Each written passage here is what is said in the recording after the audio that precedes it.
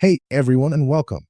In this video, you'll learn how the factory works inside the GenAI platform, including the building blocks behind a custom AI assistant and how the pieces fit together so your teams can interact with your software using plain language instead of clicking through the menus.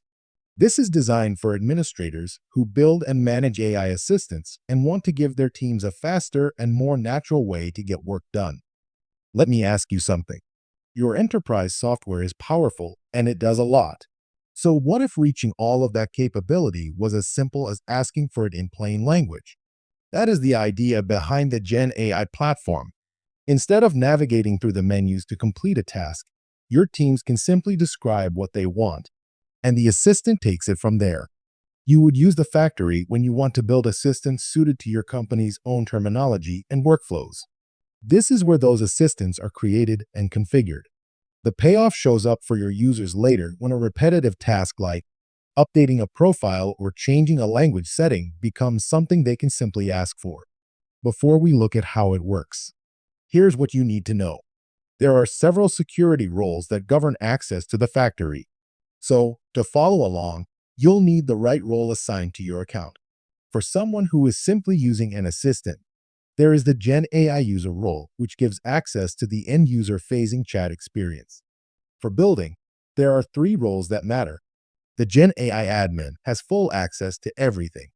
The Gen AI tool admin can access chat and create and manage tools through the factory. And the Gen AI tool tester has access to and use of the chat. You should also have access to underlying APIs available, since each tool connects to an API to do its job. Let's walk through the factory the way it appears in the navigation. Under the factory, you'll find 5 items: tools, agents, focus modes, chat, and conversation starter. We'll take them in that order.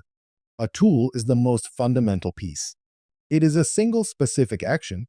Things like get customer information, update a user's language setting, or check inventory. Each tool is powered by an API to do one job really well. In the tool editor, notice that we're not just naming the action. We are describing its purpose because the description is how the AI knows when to use it. If tools are the individual actions, the agent is the coordinator. The agent controls the conversation. It understands a more complex request, and it knows exactly which tools to use and in what order to get the whole job done. As you can see, we are looking at one of the IFS agents. When a user asks it to manage their profile, this agent will know to call the individual tools for accessing apps, checking roles, getting profile info, or updating the language. One agent orchestrates many tools. Putting tools and agents together follows 4 logical steps.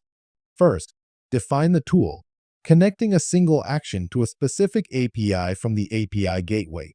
Second, describe it clearly, explaining the purpose and the use case for the tool. Third, assemble the agent, grouping one or more tools under a single agent. Fourth, instruct, which is the real brain of the operation, giving the agent its overall instructions. Focus modes let you group agents, so users can concentrate on just the ones relevant to their task. Here in the factory, you can configure each focus mode profile, specifying which agent it includes. Your users can select a focus mode directly from the GenAI Assistant chat window, which instantly limits the assistant to only those pre-configured agents. Chat is where you confirm everything works. So, to go back to our original problem changing a department, which meant clicking through the user settings, then finding the department field. Now, with the custom-built agent, the user just says, update user first name Doe, last name John, department to marketing, and the agent will change the department to marketing. In the chat, admins and testers can interact directly with the tool on its own or test how a full agent handles a conversation from start to finish. Finally, the Gen AI assistant can present users with a list of suggested entries to ask the chatbot. These can be tailored to invoke specific commands or actions handled by any agents and tool configurations enabled on the user's tenant. Selecting an option automatically submits the prompt and begins a new conversation. If a starter includes a variable, the text is added to the input box instead, so the user can fill in the variable before sending. A couple of common pitfalls to avoid. First, a vague tool description. If the purpose is not clear, the agent may not know when to call the tool, so be specific. Second, overloading one agent with too many unrelated tools. Keep the agent focused on a clear set of related tasks, so it stays reliable. Now that you've seen how the factory works inside the GenAI platform, from tools and agents to focus modes, the chat and conversation starters, and how they come together to power a custom AI assistant, the result is an assistant that understands your company's language, your workflows, and your most common tasks. So your team can replace the click-heavy processes with a simple conversation. Next, you may want to explore the tools and agent editor to yourself, or test an existing assistant in the chat.